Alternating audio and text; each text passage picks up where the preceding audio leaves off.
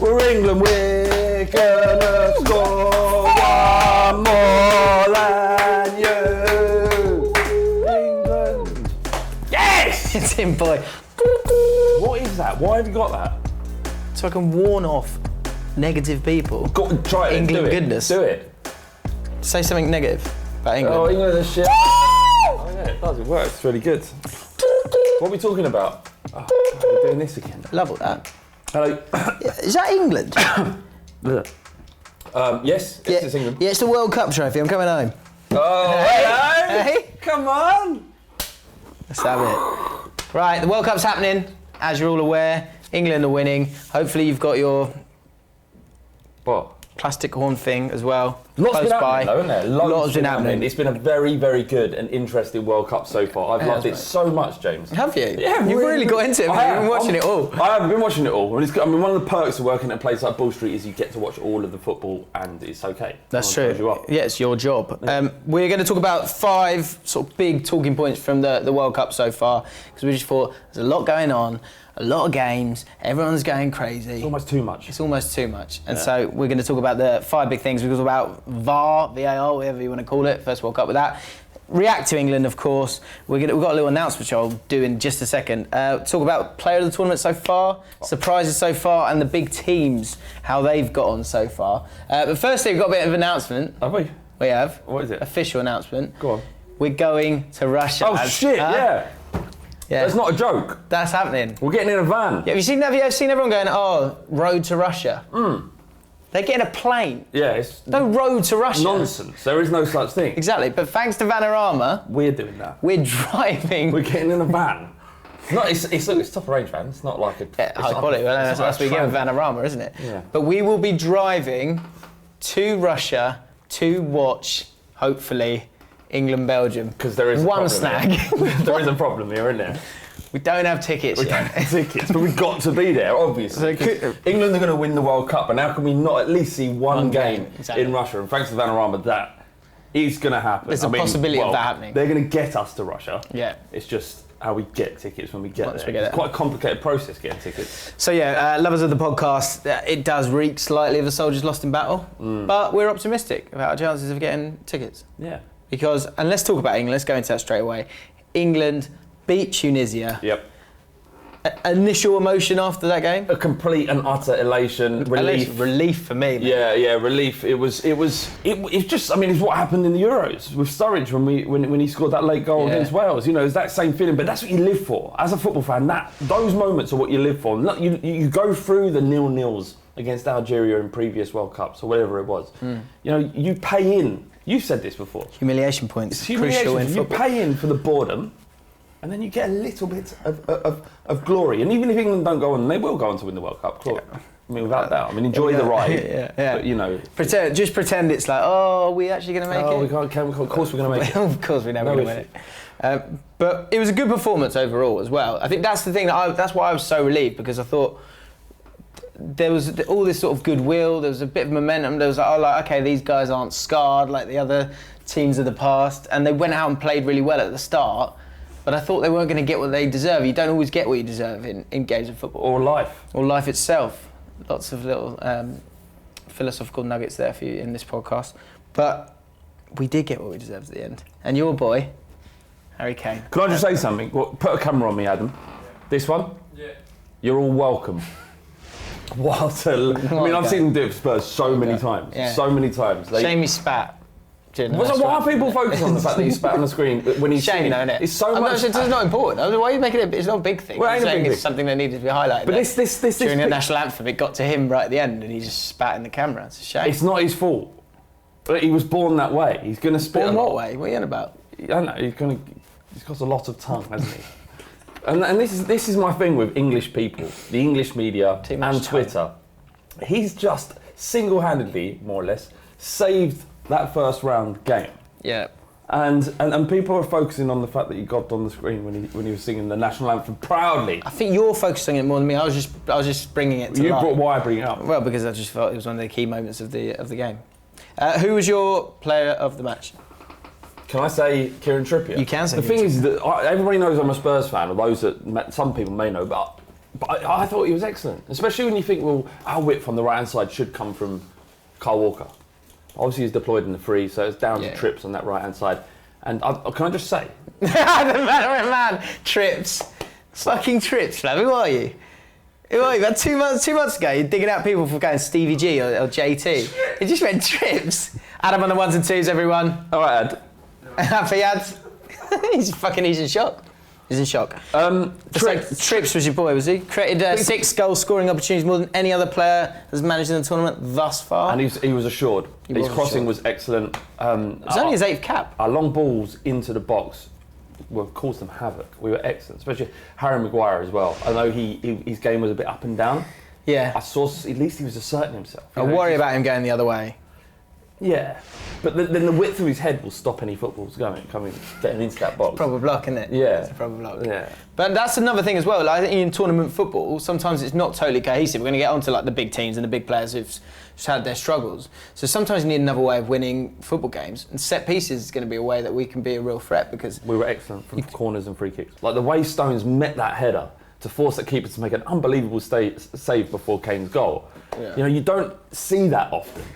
You know, from centre backs. Yeah, it was just like, bosh! It was a fucking have that! Yeah. A bit like Rude Hullet. It was like, with his head. Can you put that down? Okay. It's distracting me.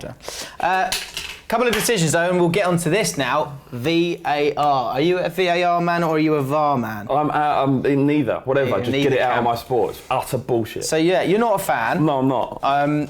England missed out on a penalty, and also a penalty was given, which didn't go to the VAR team. I mean, all right, let's start with the penalty was, in my opinion, a penalty. I can't believe you're saying that. Where he put his arm across someone's face. He was just watching the ball, shielding it away. He knew. Do you think? Yeah, he knew. Is that 'cause he wouldn't have done that when he was at Spurs? But now he's been tainted by by Pep Guardiola and his tricksy ways. While it was soft, you can understand why it was given. It happens. That sort of stuff happens. Any arm, elbow, anywhere near the face. You know. Yeah, but it's near the face because the guy ran into him. It is what it is, mate. That means a bit. Well, I mean, that kind of leads to the point that some people are making. I think it is a reasoned and fair point, is that there needs to be a new understanding of what VAR is going to be, that it's not actually going to be always right, and you shouldn't expect it to be always right because football's so subjective. But the glaring ones, they will get totally right. But even saying that, Harry Kane got body slammed twice. Yeah, I mean, so they're missing those as well. But you're talking as if VAR is going to become a thing in football. Do you think it'll die? Hopefully, yeah. I don't look. Already, the Premier League's voted not to use it next season, so that's not going to happen in our football for at least another year. Not in our game. Not in our game. I know a proper British English game where mistakes can go and everyone just gets on with it. But there's something in that, isn't there? There's something in that. Is that the mistakes add to the drama. Sometimes I don't even care about it evening up. I care more about the flow of the game and my enjoyment of the game. Do you know what my feeling was? My feeling when Kane scored that goal, despite jumping around like a lunatic, in the back of my mind, is that going to get VAR'd for offside? That took a little bit away from that moment because some idiot somewhere goes, "Oh well, everything has to be correct, doesn't it?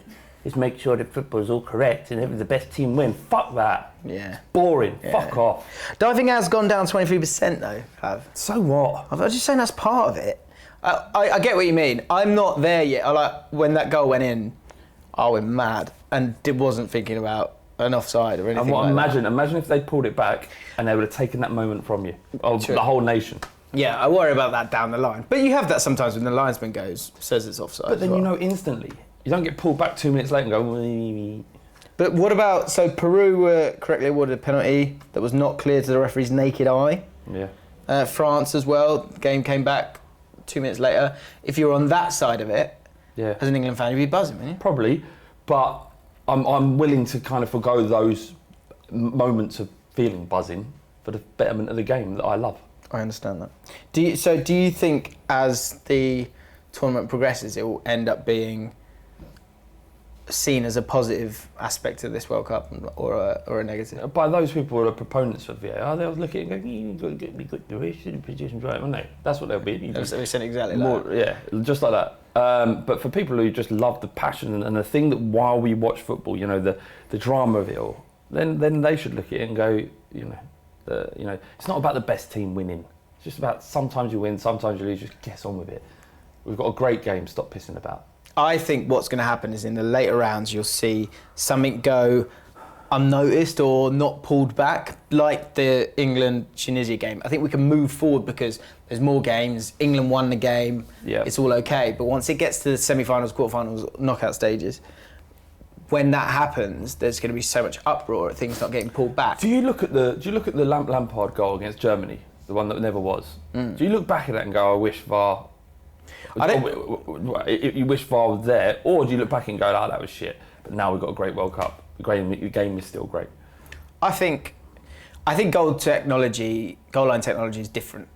I think it's. I get the example you're trying to sort of set up for me, but it's not. Did I? I made it. But you've absolutely ruined it. See what you're doing. I know you're playing devil's advocate for the sake of the video. Just stop. You hate it. You hate it as well. I hate aspects of it, but I'd also understand that if you look at it from a point of view that go, look, do you want it to be fairer? Then that's okay. But I think inevitably you're going to struggle to do that. Look, I don't. This is the thing. It is one man's opinion. My opinion doesn't mean anything. Let's Your go to the opinion comments. doesn't mean Let's go to the comments. This camera. Go to the. You in the comments right now. Go down there and leave and say #YesVAR, #NoVAR, right? And we'll count them up. And that is a truly democratic, quantitative way of discovering whether or not people want this bullshit or not. Sorry, that was. I did that at the end. Slightly biased. That will. We can then send a letter to FIFA and they can eradicate before the knockout stages. We'll send a letter to FIFA and they'll sort it out hopefully because power of Ball Street and all that. Exactly. Okay. Yeah, I think the World Cup final is going to be. There'll be a headline, won't there? Vars. Something. That's good. But imagine, like the World Cup. Think of the headlines. See, Flav, you're not thinking about it through. I know. You're just thinking about the explosion of emotion and joy. All the good bits about football. Think of the headlines. Sorry. But I think the world. I could expect the World Cup final to be ruined by VAR. All the big teams have played now. Yeah. Germany, Brazil, Argentina, Spain, Portugal. Haven't got a win from their first game. Everyone was predicting them all to do that. I guess probably not Spain and Portugal because they both can't do it. We struggled to get a win. Uruguay struggled to get a win. France struggled to get a win against lesser teams. Yeah. Why do you think the big teams haven't found it as easy as we probably want? Because you've seen some excellent performances from teams that you wouldn't otherwise expect. Iceland. No, we know what they can do despite the minuscule nation that they are. And I think that's manifested. Even maybe they looked at Iceland's performances and go, you know what? If we have an idea about what we're doing in terms of tactics, we'll frustrate and we'll hit on the break. Because Panama even had good chances against Belgium. Now Mexico, although they have quality, excellent, so much more quality than I thought they might. Even they had a game plan to nullify Germany. So yeah. I think it's about. We've got probably a better bunch of managers and a better bunch of players than we have before. Maybe the competition isn't as thin as it once was, and there's lots of upsets yet to happen. I also think, and we're going to get onto this in terms of the big players playing in this tournament and how they've done. I think you saw it in Euro 2016. It's easier to stop another team scoring than to go out and break down the opposition. Yeah. I think, and I think you've seen that with the big nations that playing against Iceland. Look, Iceland, you can say how great they've done. It was backs to the wall for most of that game. Yeah. I think Argentina had 70% possession, but it's much harder to get a fluency and break down a low block like they had, like a lot of teams have, especially when you've got a talisman as your main man. There's so many teams in this World Cup that have got one guy who's like the clear go-to guy, I think. You've got Ronaldo, you've got Messi, you've got Neymar, you've got Salah, you've got others, Hazard. I think you've got a lot of guys who are like the clear playmakers. I think Germany's only the kind of and I wouldn't even class Kane in that. No, see, that's what I think might be good for us, because actually it's about the team more than one get it to that guy. Because you watch that Argentina-Iceland game, the whole team revolves around getting the ball to Messi. But they were getting the ball to Messi in positions where he had 6 players around him. Yeah. Whereas if your main man, your one guy is Harry Kane or Ronaldo, and in particular Ronaldo's the last guy. Ronaldo doesn't go like searching for it too much, and he can do brilliant things and be clinical, which we saw. But he's the last, do you know what I mean? He's that last guy in the penalty box, whereas Messi and Neymar, they're players that you're expecting to come and get the ball, dribble through 5 players and then work it out. That is their game. But if you can nullify those players... You nullify the team. You nullify the whole team. Yeah, I mean, and that's another reason why England are going to win the World Cup, because there's no nullifying 11 players. Yeah. You can nullify Harry Kane if you like. Yeah. Good luck trying to nullify Henderson. Or Delph if he comes on. Yeah. I mean, You will not do it. You will not be able to nullify Delph. Possible. How did Mexico beat Germany? Because they were set up brilliantly. They had 3 players that were rapid, absolutely rapid and beautiful on the ball, and tore Germany apart. The other problem, obviously, was that Germany's entire tactic is sort of ultra attack. Both of their fullbacks, Kimmich and what's his name? Plattenhardt. They were playing so far forward. Like, the average positions were the 2 furthest forward players, and I get they're both amazing. The biggest part of their game, Kimmich especially, is his ability to get forward. Yeah. But they left so many holes, and Matt Hummels has also said, he's complained about this. Right. He said, I've talked about this internally and nothing ever gets done. But that is the way they play it. You have to admire it, and that's why I think if we play Germany, we pump them. I love it. We are gonna pump Germany. Come on. Mate, we won't be playing them, mate. At what stage can we play them? We might play them in the quarterfinals if they still win their group. They may not even get through, but we'll be there. And if Germany, if they front up and they go, all right, Germany, yeah, we'll see what happens. We are going to slap them all over the place. As I say, Brazil, Argentina, Germany, we're sort of stunted by those other guys. Any other teams that have impressed you? Iceland done all right. Switzerland were able to stop Brazil. Croatia. So many fouls in their play. Croatia looked good, don't they? Lovely. Modric and Rakitic in midfield. Both of them, Rakitic, the kind of destroyer, but is also kind of fluent on the ball. Modric, you know all about him. Mandzukic up front. He's been playing on the left at Juve for a lot this season. There's like this target man. They play this diagonal target sort of diagonal ball towards him on the left to win headers against the smaller fullback. But he's back up in the number 9. Nice direct style of football. They look good. They do. Perisic on the right as well. So they got good players. And Milinkovic Savic for Serbia, he looks like a baller as well. He is a player, that geezer. I like that he's been at Lazio. That is a big club, but yeah. It's nice when these players just turn up and kind of properly arrive. Like James Rodriguez, I think, did the same in 2014. Yeah. I can see him maybe being the guy this time. Mooted about him joining Man United. I think any top club in Europe we're going to want him. Way of playing. And he's a giant. He's a beast. Let us know who has been your surprise player of the tournament so far. Let us know in the comments below. But we're going to talk, and who's been your player of the tournament so far? Because a lot, as I said, there's a lot of teams that with sort of big name players that they're their sort of main guys. I listed before. Ronaldo on that Friday. Yeah.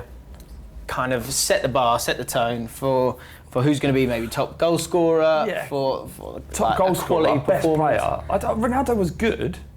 He was good. He's 3 goals flat his performance, I thought. I know that doesn't make any sense. The free kick was brilliant. Give him another 50, he won't score it. Penalty was a penalty. Great for him to win it, and the other goal doesn't even count. So I'm calling bollocks on Ronaldo. But I do feel with the way that football is now, and the amount of, I think there's so much pressure on social media. There's so much pressure in the media at large. There's so much pressure from probably the commercial side of it, the brands that they're working for. Messi's Adidas, Ronaldo's Nike. Messi's playing a game of football, and on the hoardings, it's going greatest of all time. Go. And he's supposed to just play his lateral game, not feel any kind of that pressure, strain, especially when you're 30 and then this is the one, and Ronaldo scored a hat-trick the day before. With Messi going into this tournament, I know he's strong.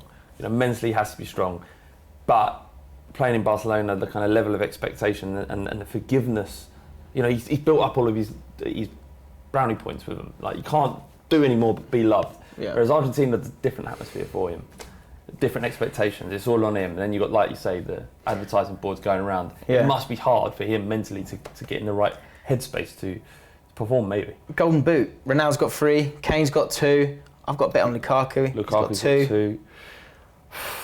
I mean, usually 6-7 goals will get it for you. You need to be getting to the quarterfinals, maybe the semi-finals. You want to win Golden Boot as well. But England are playing Panama. Costa's got 2 as well. Costa has 2, but England are playing Panama. You know.